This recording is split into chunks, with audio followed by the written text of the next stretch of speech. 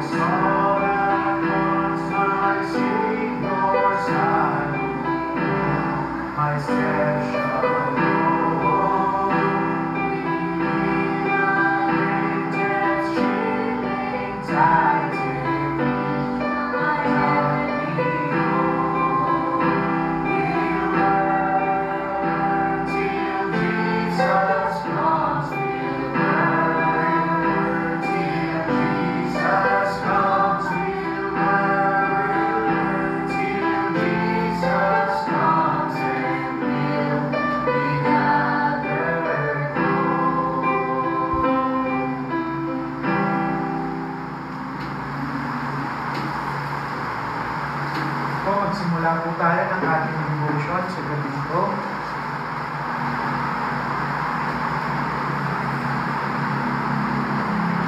Makibukas po kayo sa akin sa 1 Peter chapter 2 verse 2. Pakibasa po ang unang makahanap. Sabi po yun sa 1 Peter chapter 2 verse 2. As newborn babes, serve the sincere gifts of the word, that ye may grow thereby. Po. Manalangin po muna tayo. Panginoon, salamat po sa pagkabasa ng inyong salita. Salamat sa lahat ng biyaya niyo sa mga tao at kaluluwa na dinala niyo. Salamat, Panginoon, sa pagkakataong makapagpanalanginan kami. Nawa sa maituwing mensahe, Panginoon, sa gabing ito, maramdaman pa rin ang inyong presensya at may matutunan ng bawat isa. Matawad nawa, Panginoon. In Jesus' name we pray. Amen. So malinaw dito sa verse na binasa natin that the Christian life, it begins with the new birth ng bawat isang Kristiyano. Pag sinabi nating new birth, ito yung sinasabi nating to be born again. Yung salitang born again, hindi siya relihiyon, okay? Hindi siya grupo. Isa itong proseso na kung saan kailangan pagdaanan ng bawat isang tao na maliligtas. It means to be born again sa pananampalataya mo sa ating Panginoong Hesukristo. Pero itong kapanganakan na ito ay simula lamang. Dahil katulad ng mga sanggol na bagong panganak o bagong silang, hindi yan mabubuhay ng walang gatas. Ang isang Kristiyano, hindi rin yan magsusurvive sa kanyang bagong buhay kung wala ang salita ng ating Panginoon. So si Pedro, isinulat niya ang verse na ito para sa mga mananampalataya. Ang context nito, sinulat niya to sa mga believers na kung saan nag-scatter, nagpa-persecute, nagsasuffer, at nire-remind niya yung bawat isang mananampalataya ng identity nila sa ating Panginoong Hesukristo. Yung chapter 1 nito, nag-focus si Peter sa pagiging born again ng isang Kristiyano na hindi na corrupt ang kanyang kaluluwa, incorruptible na by the Word of God. At sinundan niya sa chapter 2 na bilang mga bagong sanggol, bilang bagong silang, mga bagong Kristiyano, dinedesire dapat ng bawat isa yung gatas ng salita ng ating Panginoon. And for what purpose? Upang tayong lahat ay lumago, lumaki. So 3 punto sa gabing ito. Una, yung identity ng bawat isang mananampalataya, that we are newborn babes. Pangalawa, nagkakaroon dapat tayo ng pagkagutom ng ating kaluluwa, that we desire yung gatas na nanggagaling sa salita ng ating Panginoon. At pangatlo, meron tayong goal, ang lumago sa kanyang salita. So unang punto, ang sabi doon, yung identity natin bilang mananampalataya, lahat tayo at some point ng ating buhay, we have been newborn babes. Meaning, every Christian was born into God's family. Christianity, it's not just about turning over a new leaf. It's not about na magbabago ka lang, na parang isang New Year's resolution. Ang sabi doon, kailangan maipanganak kang magmuli. Kailangan na kung saan buhayin ng Panginoon ang kaluluwa ng bawat isa. Ang sabi sa John 1:12-13, sa lahat ng taong nanampalataya at tumanggap sa Kanya, binigyan siya ng kapangyarihan upang maging anak ng ating Panginoon. 1 John chapter 5 verse 1, kung sino man ang manampalataya sa ating Panginoong Hesus, in Christ, He is a newborn of God. Now ang tanong, have you been born again? Dahil kung wala ang pangalawang kapanganakan mo, you can never be born into God's, or you will never be part of God's family. Pangalawa, hindi ka lang newborn, ang sabi doon, newborn babes. Meaning, bawat isang Kristiyano, at some point, until sa pagtanda natin actually, we should be dependent sa ating Panginoon na parang mga sanggol. Pag nakakita ka ng isang sanggol, makikita mo na kung saan wala yang kayang gawin sa kanyang sarili.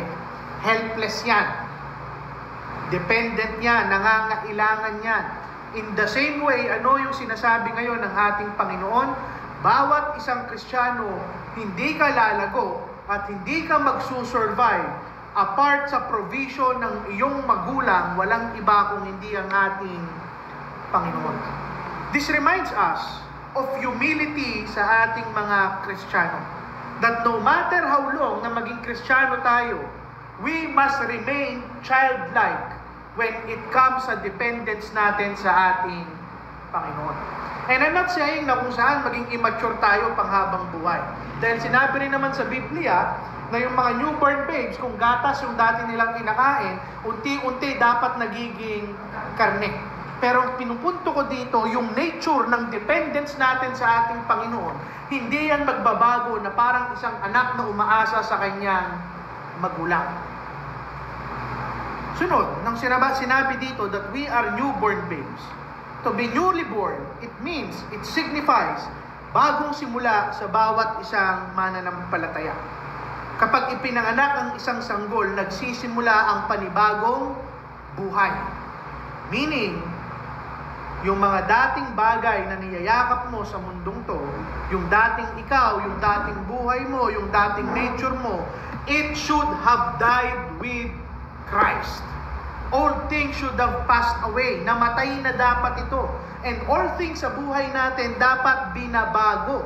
May bago tayong buhay. Iiwanan natin yung ating mga kasalanan sa dati nating buhay. At maglalakad tayo sa bago nating buhay. Because if you have been born again, meron ka ng bagong identity sa ating Panginoong Jesucristo. Now, tanong, nagre-rejoice ba tayo sa bagong identity natin? Iniingatan ba natin? Namumuhay ba tayo ng may kabanalan?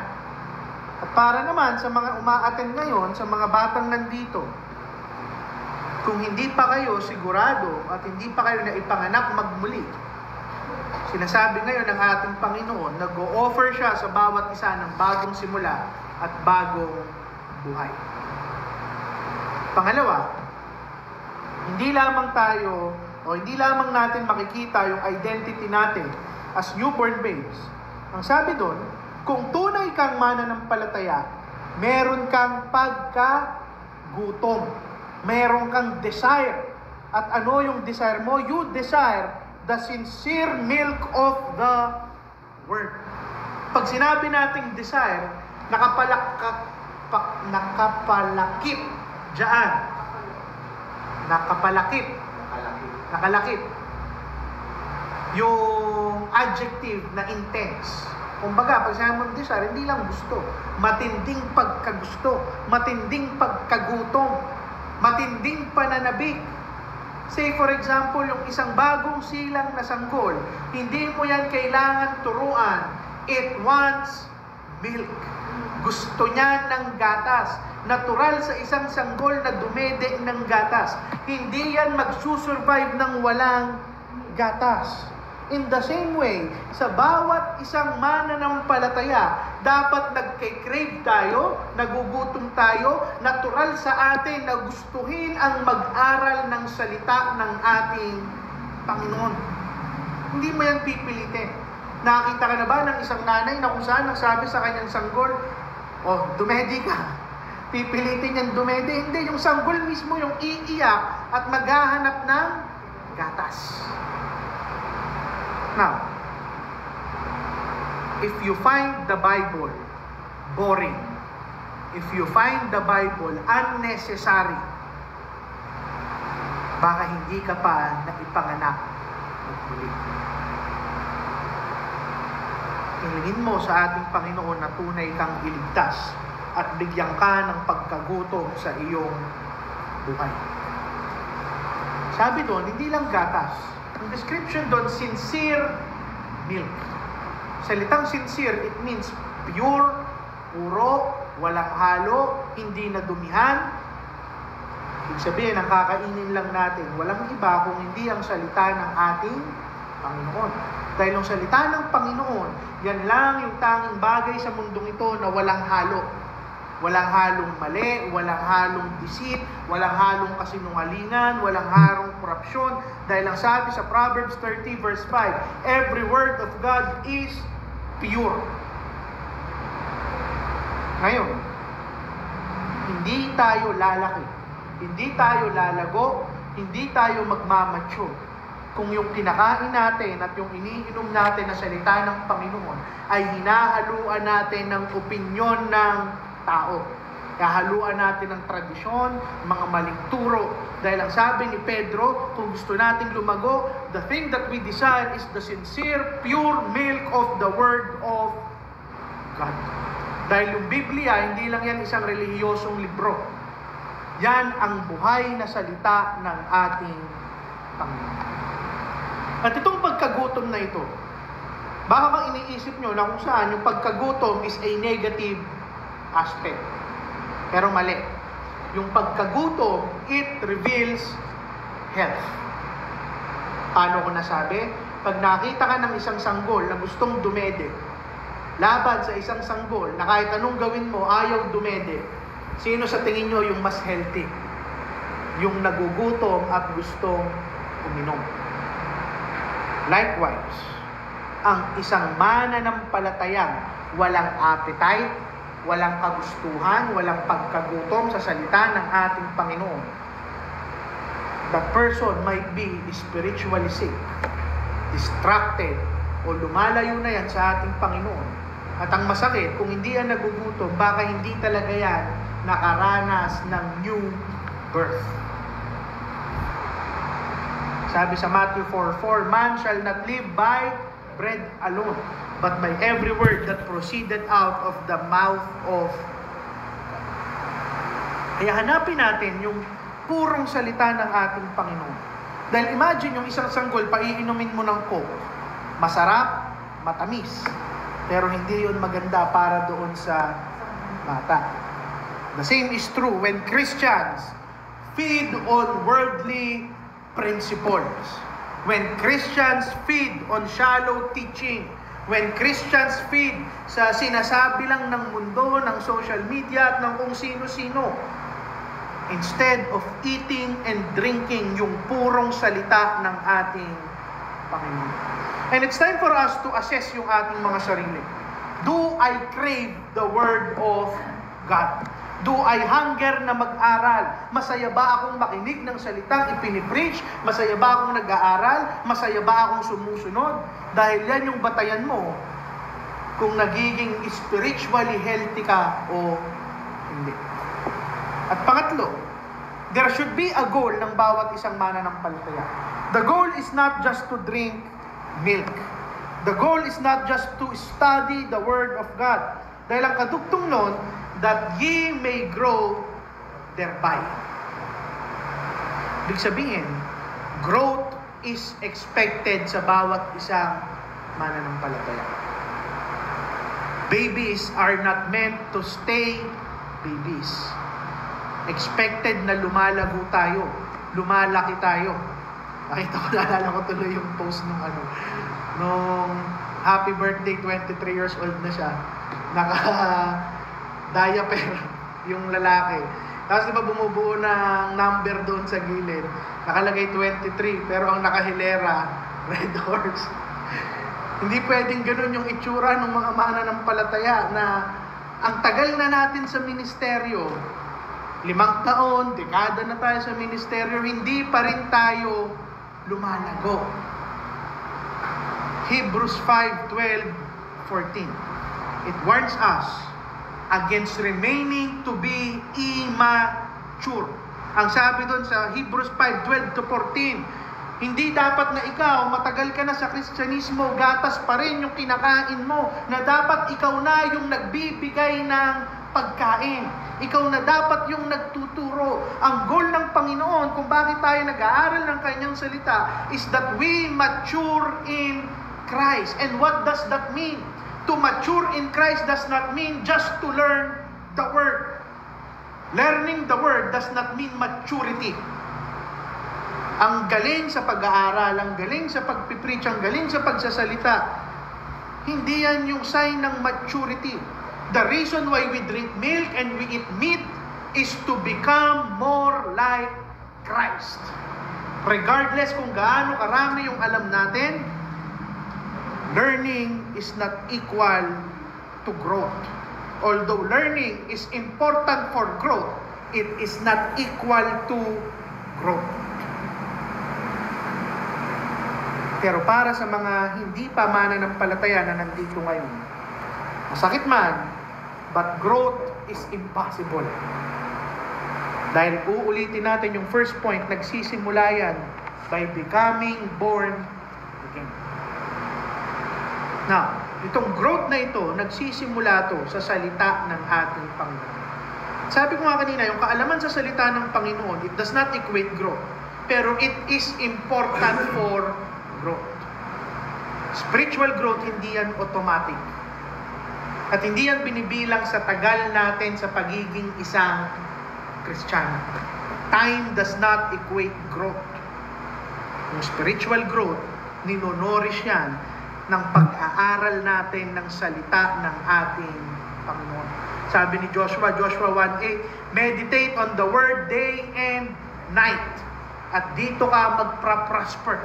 2 Timothy 3:16-17, ang sabi doon, na yung salita ng Panginoon, it equips us for every good work. At itong growth na ito, sabi ko nga, growth should lead us to Christ-likeness. Na habang nagdedwell sa atin yung salita ng ating Panginoon, lumalago tayo sa wisdom and worship. Saan yun? Colossians 3:16.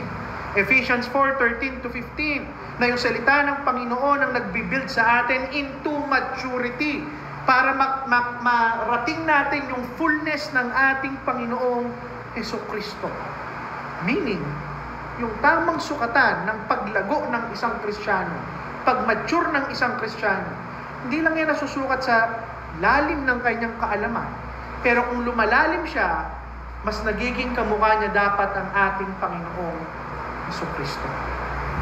Because true growth, hindi lang yan knowledge. True growth is measured sa isang karakter na tinatransform ng ating Panginoon. Higit sa lahat, itong paglago natin, it prepares us for service. Dahil yung isang baby, wala yang kayang gawin. Kung hindi niya nga kayang paglingkuran yung kanyang sarili, paano pa yung ibang tao? An adult Christian, a mature Christian, ito yung mga taong ginagamit ng Panginoon sa ministeryo. At habang lumalago tayo, ine-equip tayo ng Panginoon sa ministry para mag-witness, magturo, mag-preach, mag-share, at magamit tayong lahat sa loob ng ating iglesia. At growth, it is always visible. Hindi ka pa makakita ng isang batang lumalago na hindi mo physically nakikita lumalaki. Ibig sabihin, makikita sa atin ng ibang tao yung progress natin. Yung lalim ng pag-aaral natin, magre-reflect yan dun sa fruits of the Holy Spirit. At panghuling punto, true maturity is not measured sa tagal mo sa pagiging isang Christian. True maturity ay makikita sa paglago natin sa salita ng ating Panginoon. Yung tagal ng oras, yung haba ng panahon, hindi yan nagagarantiya ng maturity. There are Christians who remain as babies for many years at isa lang yung dahilan, they neglect yung pag-aaral ng salita ng ating Panginoon. Dahil wala namang shortcut. Ang sabi doon, desire the milk of the Word. Time alone does not make us mature. Pero yung obedience natin sa kung ano yung natututunan natin sa kanyang salita, ito yung tunay na maturity.